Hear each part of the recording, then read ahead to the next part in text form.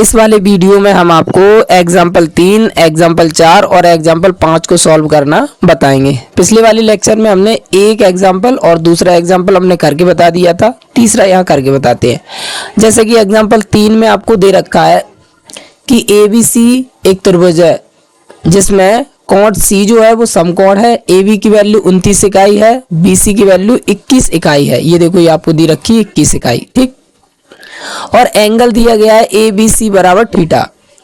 अब इसके बाद आपको करना क्या है, पहले नंबर में ज्ञात करना है cos square theta plus sine square theta कितना होता है, और दूसरे में ज्ञात करना है कॉस स्क्वायर थीटा माइनस के साइन स्क्वायर थीटा कितना होता है। तो इसमें सबसे पहले हमें जो दिया गया है वो लिखेंगे। जैसे हमें दिया गया है, हमने यहाँ लिखा दिया है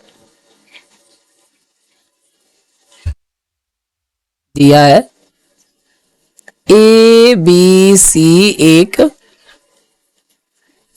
त्रिभुज है। हमने बना दिया है, आपको पेपर में लिखना है, ठीक है।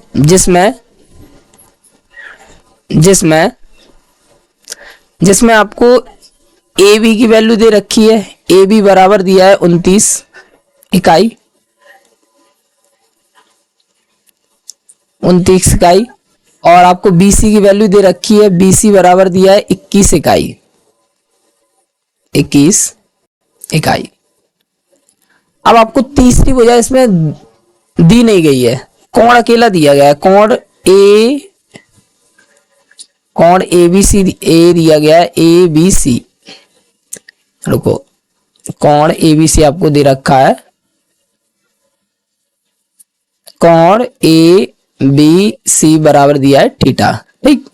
सबसे पहला अपना कार्य होगा इसे ज्ञात करने से पहले तीसरी भुजा को ज्ञात करना। तो तीसरी भुजा कैसे ज्ञात करेंगे, पाइथागोरस प्रमेय लगाएंगे।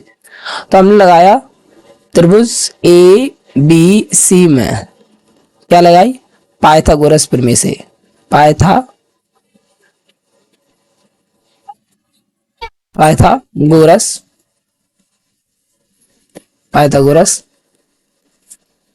प्रमेय से। पाइथागोरस प्रमेय में क्या करेंगे अपन, छोटी भुजा ज्ञात करनी है तो आप क्या करेंगे, AC बराबर होगा रूट के अंदर बड़ी भुजा के वर्ग में से छोटी भुजा के वर्ग को माइनस करेंगे। बड़ी भुजा यहाँ 29 चल रही है तो 29 के वर्ग में से माइनस करेंगे। छोटी भुजा 21 चल रही है तो 21 का वर्ग, ठीक। अब इसे सॉल्व करेंगे। यहाँ फॉर्मूला बन रहा है A square minus B square का, तो एक बार जोड़ो, एक बार जोड़ेंगे तो 50 आ रहे हैं, और गुणा में ये जोड़ा लग गया और गुणा लगा के एक बार इनको घटाएंगे तो 8 आ गए।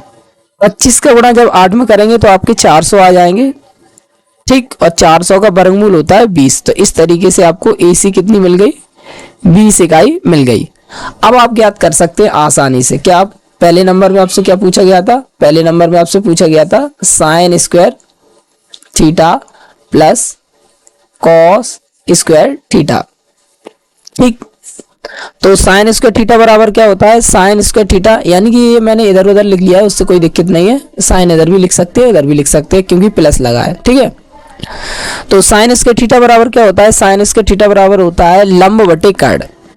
तो यहाँ पर हम देख रहे हैं कि यहाँ जो कोण चल रहा है, इस कोण के लिए ये किसका कार्य कर रहा है, ये वाली भुजा ये हो रही है लंब के लिए, ठीक। और कर्ण कभी बदलता नहीं है, ये कर्ण है, ठीक। और यहाँ पर जो बनेगा वो आपका क्या हो जाएगा, आधार, ठीक। अब आप लगा सकते हैं क्या है, साइन बराबर क्या होता है, लंब बटे कर्ण। लंब कौन है, AC। तो आप लिख सकते हैं AC की पावर 2, क्यों 2 चल रहा है पावर। और कर्ण कौन है, AB। तो AB की पावर 2 प्लस कॉस बराबर होता है आधार बटे कर्ण। आधार कौन है, BC। तो BC की पावर 2, और यहाँ कर्ण कौन है, AB। तो AB की पावर 2, ठीक।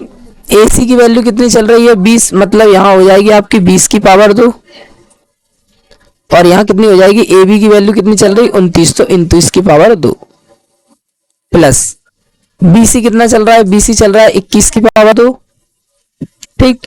और यहाँ चल रहा है 29 की पावर 2।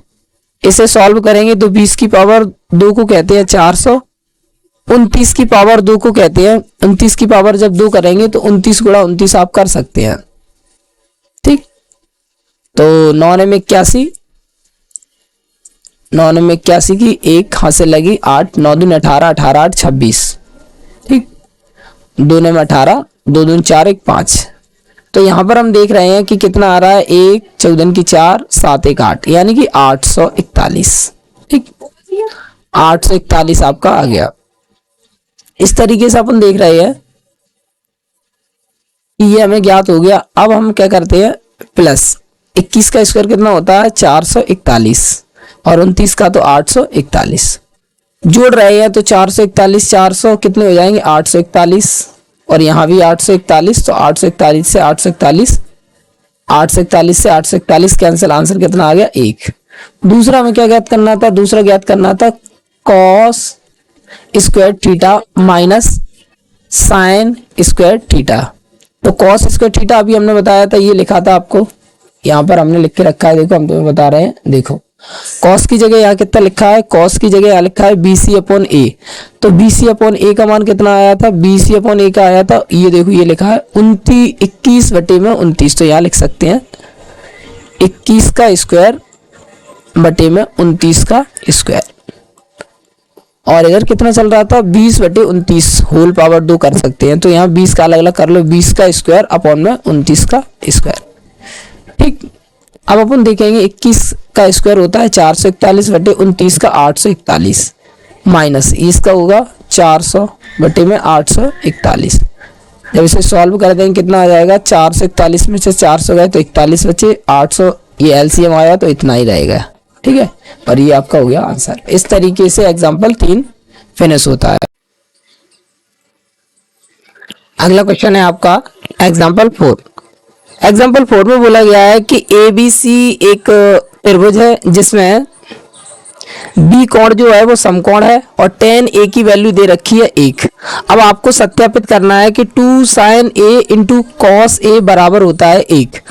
तो सबसे पहले अपन क्या करेंगे, एक त्रिभुज आपको दे रखा है, उसी से अपन क्या करेंगे, एक रेशियो तो यहाँ से मिल जाएगा इस tan से, और जो तीसरी भुजा के लिए है जो मान, वो आपको ज्ञात करना होगा पाइथागोरस से। जैसे हम करके बताते हैं, देखें आपको क्या दे रखा है, दिया है ABC एक त्रिभुज, ठीक है, जिसमें एंगल भी समकोण है, या अर्थात 90 डिग्री है, ठीक। और आपको दे रखा है क्या, समकोण त्रिभुज दिया था, ये बना लिया हमने समकोण त्रिभुज, ठीक, ये आपका समकोण त्रिभुज बन गया। इसमें एंगल भी कितना दे रखा है, यहां पर भी बना देंगे 90 डिग्री दे रखा है। ये हमने नाम दे दिया A और इसका नाम दे दिया C। तो अपन इस कोण के लिए अगर देखा जाए तो इस कोण के लिए कितना दिया गया है, tan A की वैल्यू दे रखी है, tan A बराबर दिया है 1, ठीक। और tan थीटा बराबर क्या होता है, tan थीटा बराबर होता है लंब बटे आधार। तो इस कोण के लिए किसका काम कर रहा है, लंब का, यानी BC। तो यहां लिख देंगे BC। आधार कौन होता है, इससे संलग्न भुजा, यानी कि यहां पर आधार कौन है AB, बराबर में दे रखा है A। तो आप देख रहे हैं यदि हम BC की वैल्यू को 1 माने तो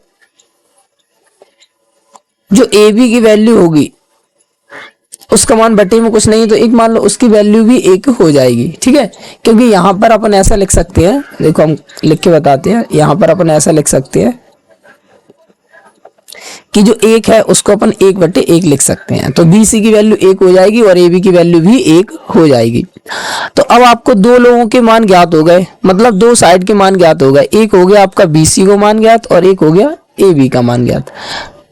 इसका मान आपको ज्ञात नहीं है, कार्ड का मान ज्ञात नहीं है, तो पाइथागोरस प्रमेय से अपन ज्ञात कर लेंगे। देखो करके बता दे यहाँ, जैसे त्रिभुज ABC में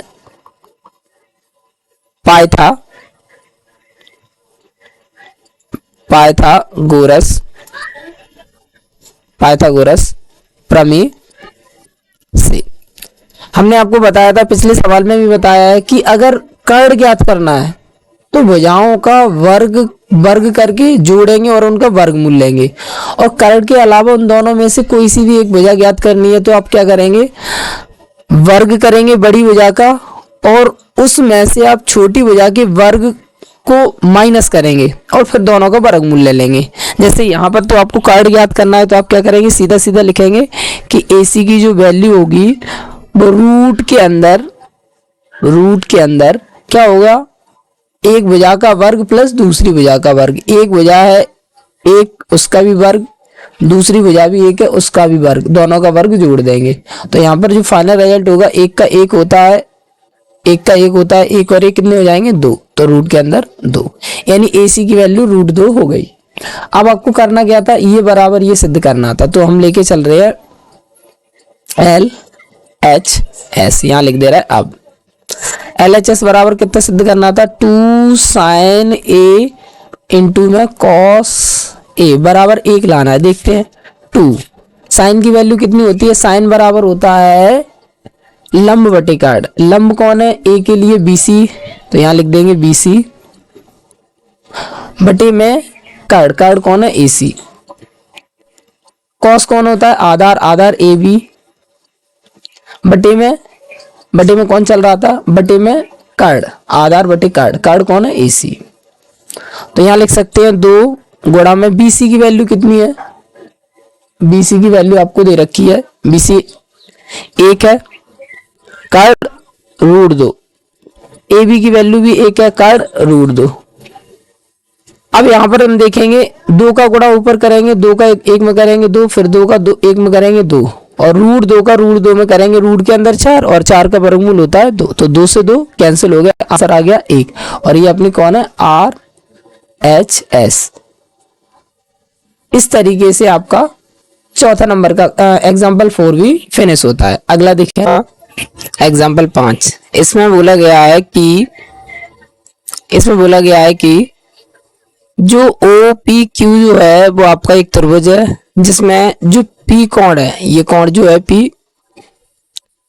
ये जो P कोण है ये आपका समकोण है। OP की वैल्यू दी गई है आपको 7 सेंटीमीटर और OQ माइनस PQ बराबर दिया गया है 1 सेंटीमीटर। करना क्या है, इसमें साइन Q का मान और cos Q का मान ज्ञात करना है। तो ये मान ज्ञात करने से पहले हमें इन तीनों की अलग अलग मान मालूम होनी चाहिए। जैसे इसका तो मान है अपने पास 7, लेकिन इन दोनों का मान हमें अलग अलग मालूम नहीं है। सबसे पहले तो अपन इन्हीं का मान ज्ञात करेंगे, उसके बाद अपन साइन Q और cos Q का मान पता कर पाएंगे। अब जैसे हम करके बताते हैं, आपको दिया है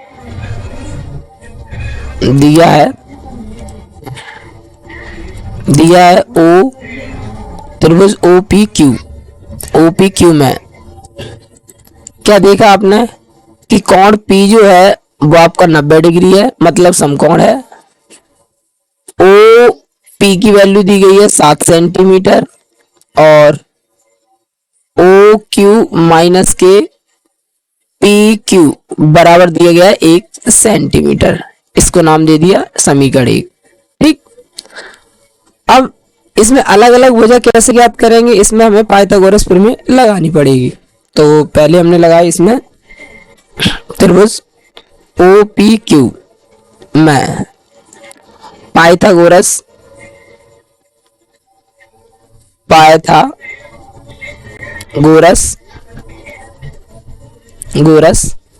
प्रमेय से। ठीक, पाइथागोरस प्रमेय से क्या होगा, कर्ण का वर्ग, कर्ण जो 90 के सामने वाली भुजा होती है उसको कहते हैं कर्ण। ये आपकी कर्ण है, ये यानी OQ स्क्वायर बराबर बची दो भुजाओं का वर्गों का योग कर दो।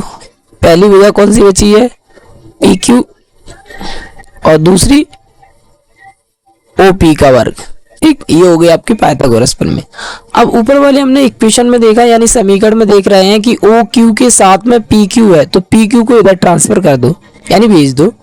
तो क्या बन जाएगा, OQ स्क्वायर माइनस के PQ स्क्वायर, इधर बचेगा OP स्क्वायर। अब इनके मान लगा दो, यहाँ पर फॉर्मूला बन रहा है, ये देखो ए स्क्वायर और ये बी स्क्वायर माइनस बीच में A square minus B square, तो क्या होता है एक बार जोड़ दो O Q plus P Q और एक बार घटा दो O Q plus P Q, और इधर ओपी की वैल्यू आप रख सकते हैं, कितनी चल रही है 7, तो 7 का स्क्वायर। ठीक, आगे देखें। अब इसमें हमने देखा कि O P plus P Q की वैल्यू ज्ञात नहीं है, तो वैसा के वैसा ही लिखो O Q plus P Q गुणा में इसकी हमें वैल्यू मालूम है, ये माइनस लगाना था, सॉरी यहां पर अपन को माइनस लगाना था, ये अभी हम 2 मिनट रुकना, माइनस लगाते हैं यहां पर, ये माइनस है, एक बार जोड़ा जाएगा और एक बार घटाया जाएगा, क्योंकि ए स्क्वायर माइनस बी स्क्वायर का फॉर्मूला होता है ए स्क्वायर ए प्लस बी ए माइनस बी, इक्वल में ओपी की वैल्यू रख दी 7 और ये पावर 2 चल रही थी तो पावर 2 लिख दी। अब O Q plus P Q का मान ज्ञात नहीं है तो वैसा के वैसा ही लिख दिया, और इसका मान ज्ञात है तो गुणा में कितना लिख दिया 1 चल रहा है ना इसका मान, ठीक यहां से लगा दिया समीकरण 1 से, और बराबर में 7 का स्क्वायर कितना हो जाएगा 49। ठीक, अब इसे सॉल्व करेंगे तो क्या बनेगा O Q plus P Q बराबर 49। ठीक, समीकरण हो जाएगा 2। समीकरण 1 और 2 को अपन सॉल्व कर लेंगे, यहाँ पर विलोपन विधि लगा दो, आराम से सॉल्व हो रही। देखो O Q minus P Q और O Q plus P Q, तो हम क्या करते हैं समीकरण 1 और 2 को जोड़ लेते हैं जिससे कि आसान से सॉल्व हो जाए। दोनों समीकरण को सॉल्व कर रहे हैं विलोपन विधि से, समीकरण 1 प्लस समीकरण 2 से। पहले एक लिखा मैंने O Q minus P Q बराबर में 1, फिर दूसरा लिखा O Q plus P Q बराबर में 49। ये और ये कैंसिल हो जाएंगे, क्यों चिन्ह अलग अलग हैं, ओ क्यू और ओ क्यू कितने हो जाएंगे 2 ओ क्यू बराबर में 49 और एक कितने हो जाएंगे 50, ये आपके 49 चल रहा है। ठीक, अब ये ओ क्यू है, ओ क्यू 2 ओ क्यू है और इधर 50 है, तो 2 गुणा में दे जाएंगे, क्या हो जाएंगे भाग में हो जाएंगे, तो आप ऐसे लिख दोगे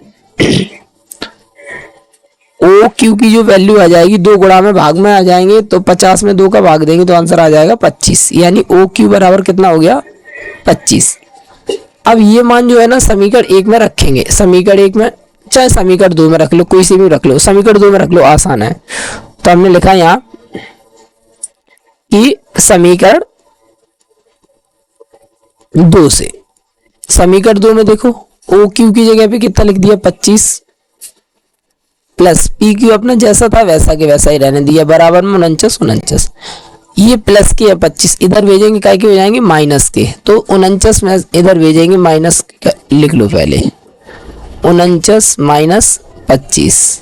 अब 49 में से 25 घटाएंगे तो कितना आ जाएगा 24। तो इस तरीके से हमें ओ क्यू मिल गया, पी क्यू मिल गया, और पी ओ तो पहले चल ही रहा था। अब डायरेक्ट अपन कर सकते हैं, क्या ज्ञात करना था अपन को ज्ञात करना था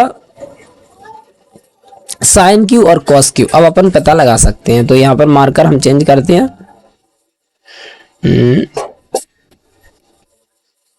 ये वाली मार्कर यूज करते हैं, चला, यानी कि अपन लगा सकते हैं पता अब। ठीक, क्या साइन क्यू क्यू के लिए देखते हैं, साइन बराबर होता है लंब बटे कर्ण, तो क्यू के लिए यहां पर देख रहे हैं ये आपका कोण है, ये आपका कोण है, इसके सामने वाली भुजा पीओ आपका हो जाएगा लंब, और कर्ण कौन होगा, कर्ण तो ओ क्यू चल रहा है, तो यहाँ ओ क्यू लिख देंगे। पीओ की वैल्यू कितनी चल रही है, पीओ कह लें या ओपी कह लें एक ही बात है, तो यहाँ चल रही है 7, पीओ की वैल्यू कितनी चल रही है 7, और ओ क्यू की वैल्यू अभी हम ज्ञात करके आए तो कितनी यहाँ चल रही है 25, तो यहाँ हो जाएगा 25।